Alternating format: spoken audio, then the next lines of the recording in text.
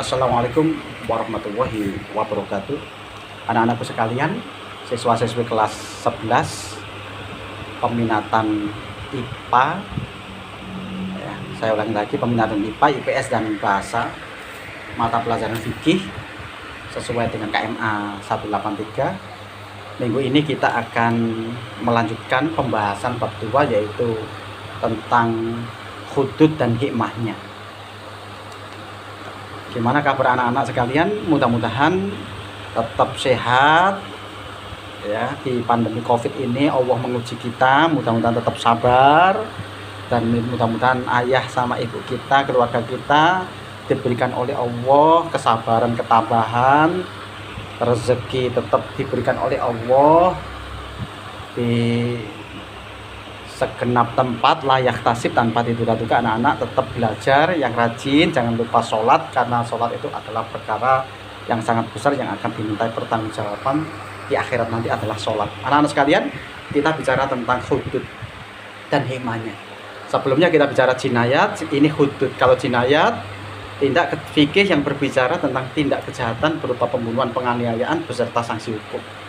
Sedangkan bab 2 ini kita bicara hudud adalah tindak kejahatan. Jadi fikih yang berbicara tentang tindak kejahatan selain pembunuhan dan penganiayaan beserta sanksi hukum bagi pelaku selain pembunuhan dan penganiayaan. Sehingga fikih bab hudud ini dibagi beberapa hal, paling tidak 4 atau 5 yang harus kita perhatikan. Yang pertama adalah tindak kejahatan berupa hukum zina, kemudian qadzaf itu melemparkan tuduhan berzina secara terang-terangan, tidak bisa mengemukakan saksi dan bukti ya.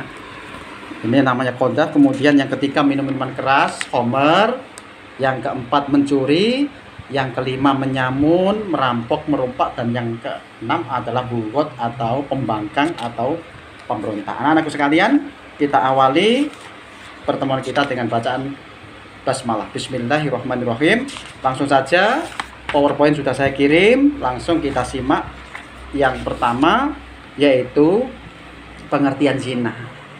Jadi anak-anak sekalian, saya nggak akan menjelaskan zina itu seperti apa. Paling tidak kategori zina itu dibagi dua, anak-anak. Ada zina muhson dan zina ghairu muhson.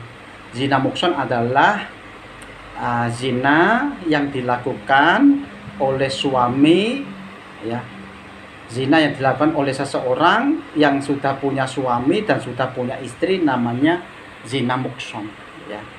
Ini sanksi hukumnya sangat berat. Zina muhson ini yaitu vonis mati, di mana pelaku dua-duanya harus menjalani hukum rajam, dilempar batu sampai pelaku dua-duanya ini meninggal dunia.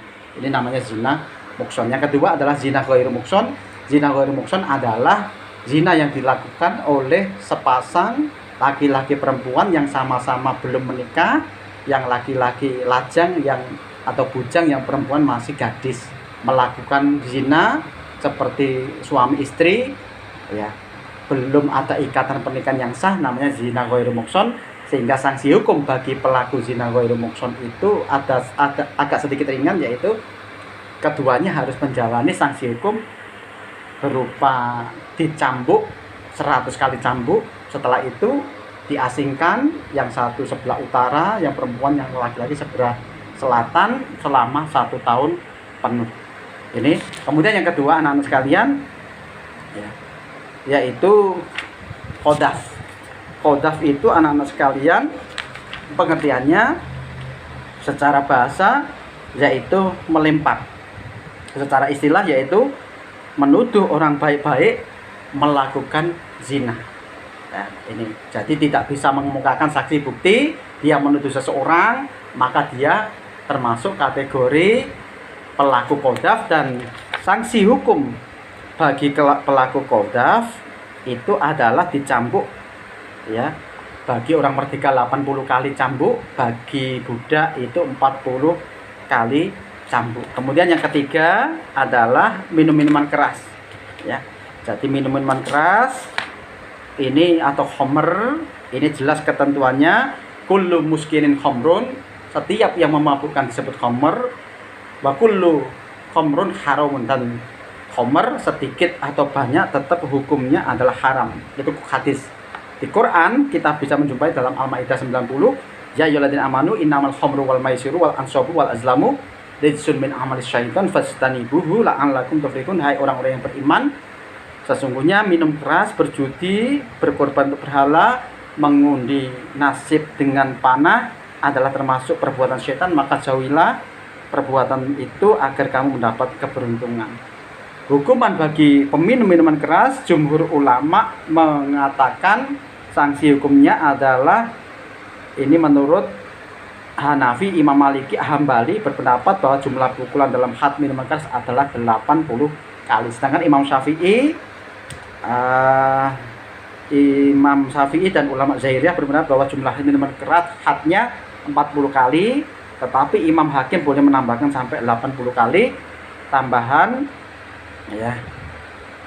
Selanjutnya Umar mengatakan tambahan 40 kali merupakan takzir yang merupakan hak imam atau hakim. Jadi ada dua pendapat, yang satu 80 kali pukul, yang satunya adalah 40 kali.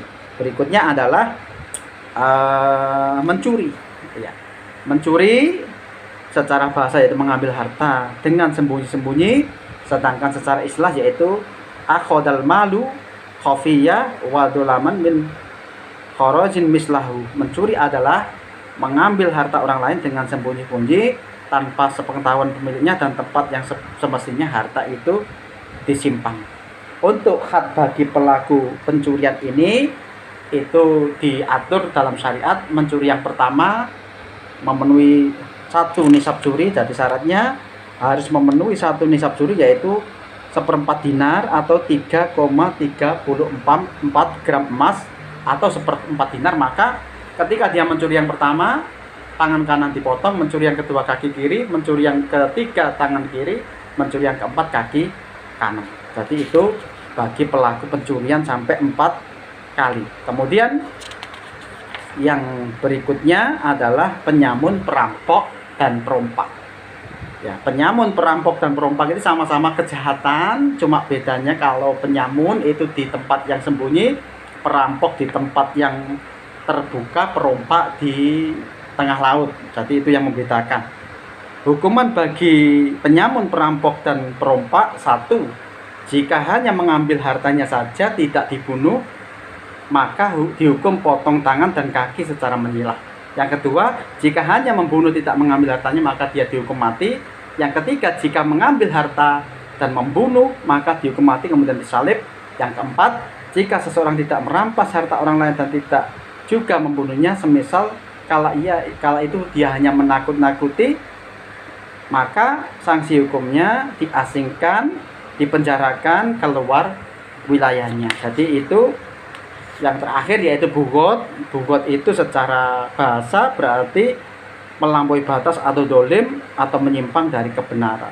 Sedangkan menurut istilah fikih yaitu orang yang menentang imam yang adil, tidak mau taat kepada imam kepemimpinannya, serta menolak, tidak mau melaksanakan apa yang menjadi kewajiban terhadapnya. Jadi ini bugot. Saya ambil contoh misalnya tahun 48, tahun 1969 di Indonesia pernah ada peristiwa G30 SPKI, yaitu pengen merubah tatanan bangsa Indonesia, dasar Pancasila mau dirubah ke komunis. Itu termasuk dalam bingkai fikih, itu namanya adalah bugot. Nah, anak-anak sekalian, ada beberapa contoh dalam sejarah Islam tentang bugot ini. Yang pertama, pada zaman Nabi Muhammad, kaum Bani Quraidah mereka melakukan pengingkaran janji pertama dengan kaum muslimin, bahkan mereka melakukan pembunuhan terhadap kaum muslimin, bahkan merencanakan membunuh Nabi Muhammad. Kemudian yang kedua, pada zaman Abu Bakar, pembangkang tidak mau mengeluarkan zakat. Yang ketiga, pada zaman Ali bin Abi Thalib, kelompok Muawiyah bin Abi Sufyan mereka memberontak pada pemerintah Ali bin Abi Thalib. Sehingga hikmah dari dilarangnya bugot yang pertama, adanya kedamaian di masyarakat tidak semena-mena tentang pemerintahan yang syah. Jika ada perbedaan antara imam dan masyarakat, diselesaikan dengan musyawarah, wa amruhum syura bainahum. Yang keempat, terjalinlah kerukunan antar umat Islam, dan terakhir adanya persatuan dan kesatuan di antara kaum muslim. Saya kira itu anak-anak sekalian pertemuan kita minggu ini. Kalau ada pertanyaan silahkan disampaikan di Classroom maupun di grup WA kelas. Saya kira itu tetap semangat, tetap optimis dan menampaki hidup dan kehidupan kamu. Saya yakin 10 tahun, 15 tahun yang akan datang anak-anak akan mencapai puncak kejayaan, puncak keemasan masing-masing. Billahi taufiq wal hidayah. Wassalamualaikum warahmatullahi wabarakatuh.